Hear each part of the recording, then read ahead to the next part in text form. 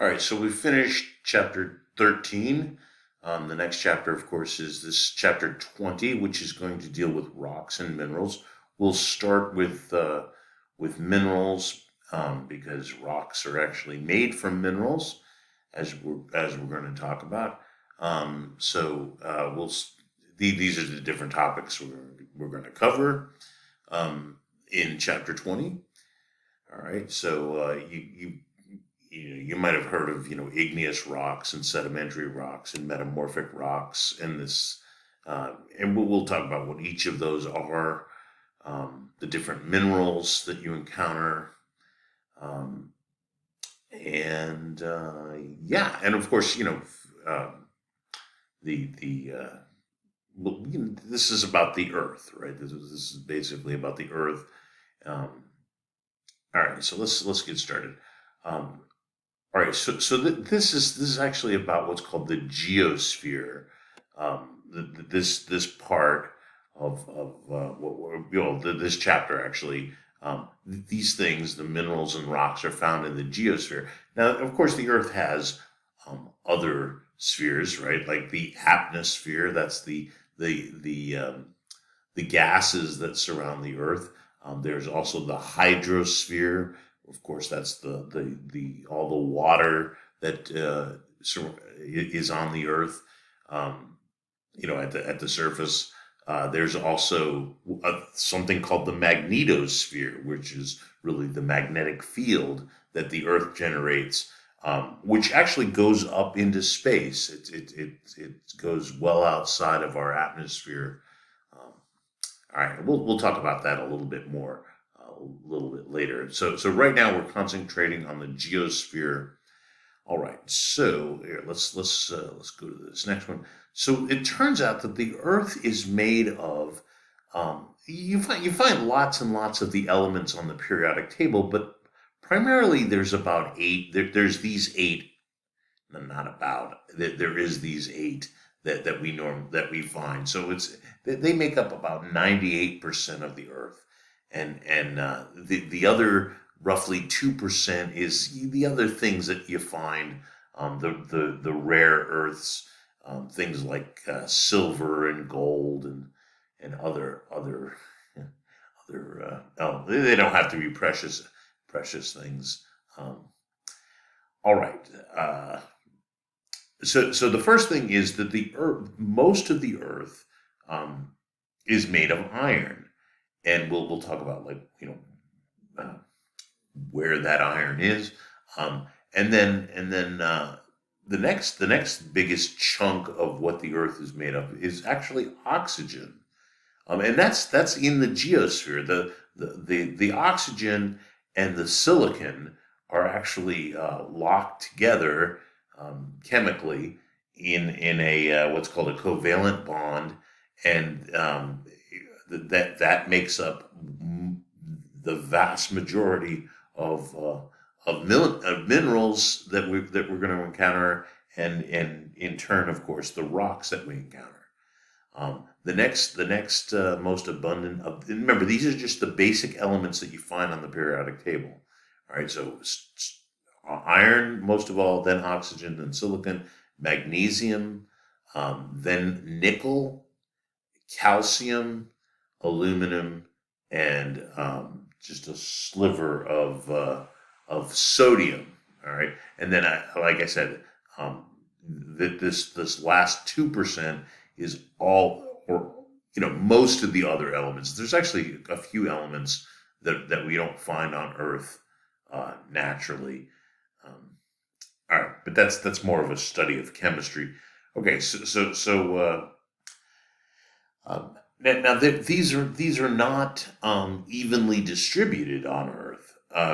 The Earth, when the Earth formed, when the planets formed, we actually have these different theories on how planet. Well, there's one overwhelming theory, uh,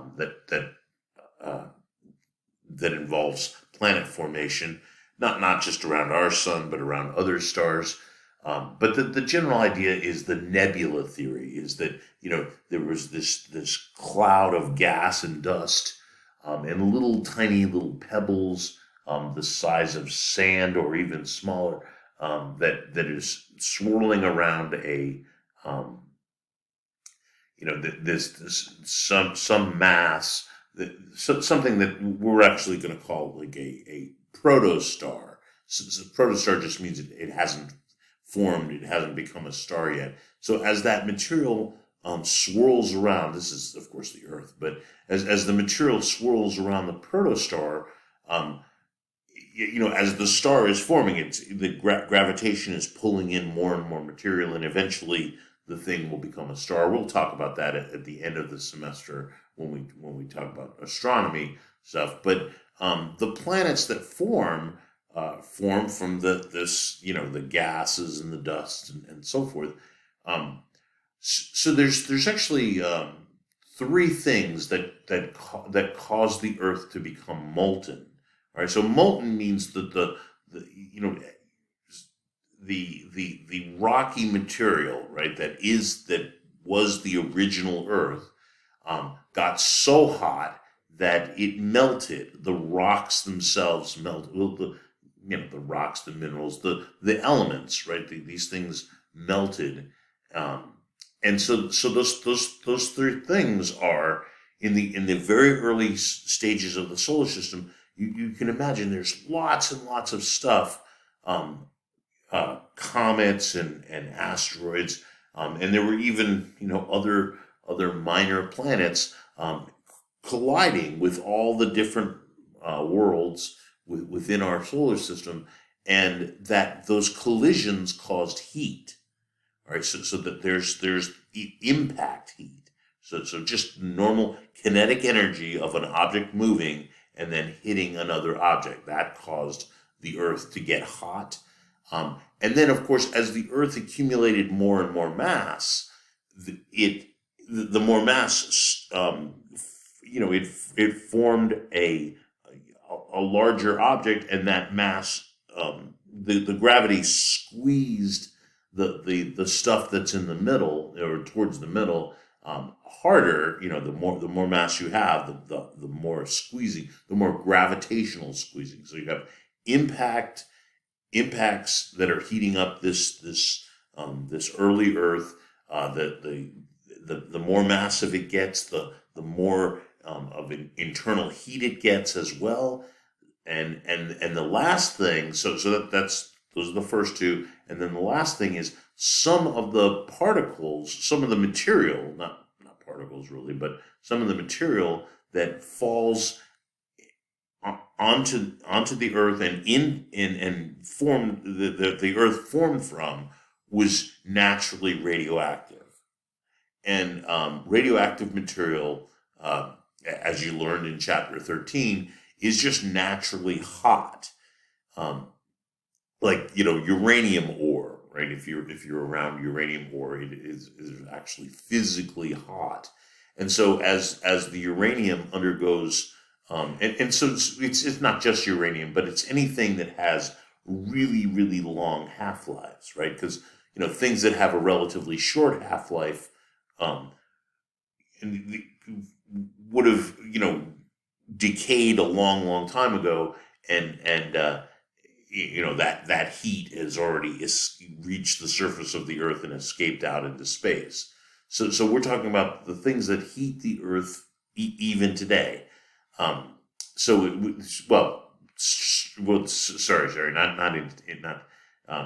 So going back to the very early Earth, all right, what made it originally molten? That is, what liquefied the Earth, caused the Earth to be liquid.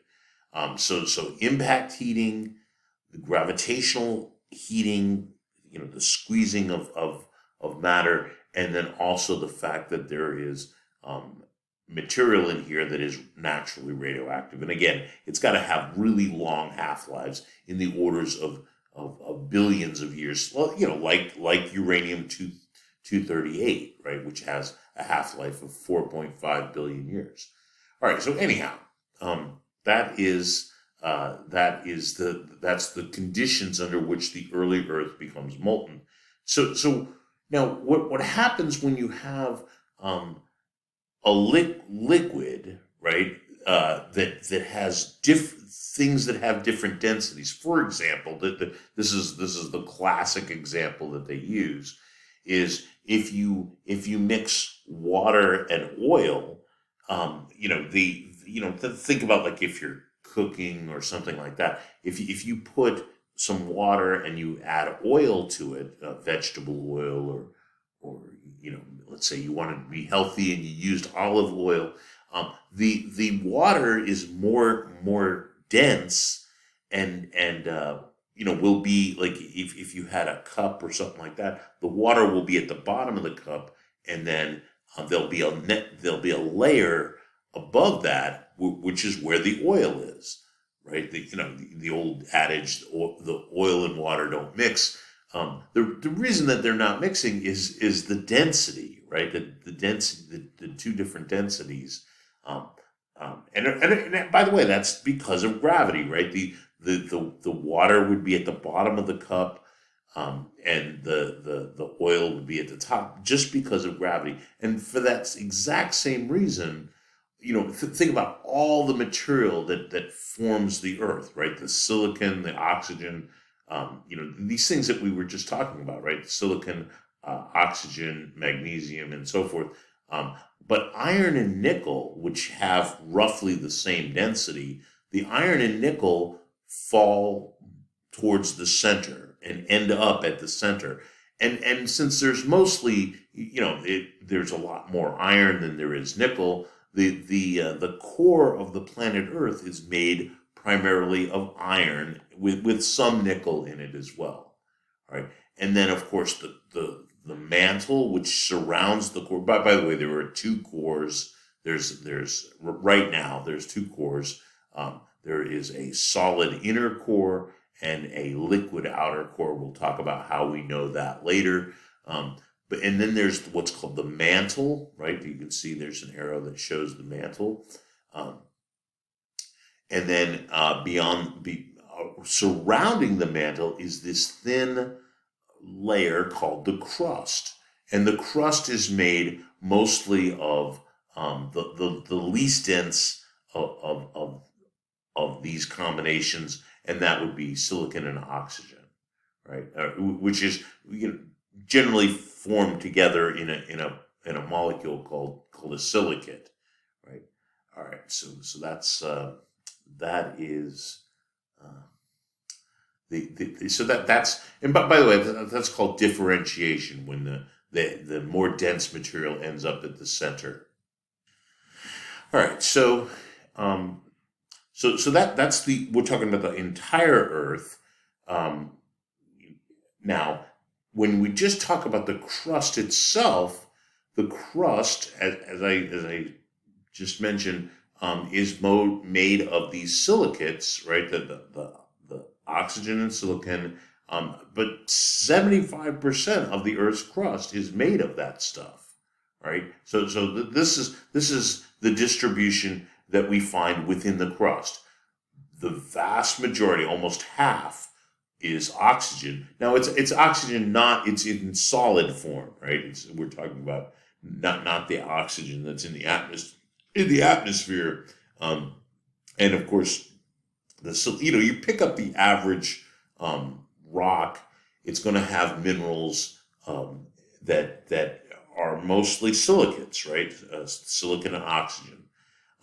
There's aluminum. You do actually find some iron on the surface of in the crust of the Earth as well, which turns out to be a good thing for humanity, right? Because we need iron. We use it all the time to make things like steel.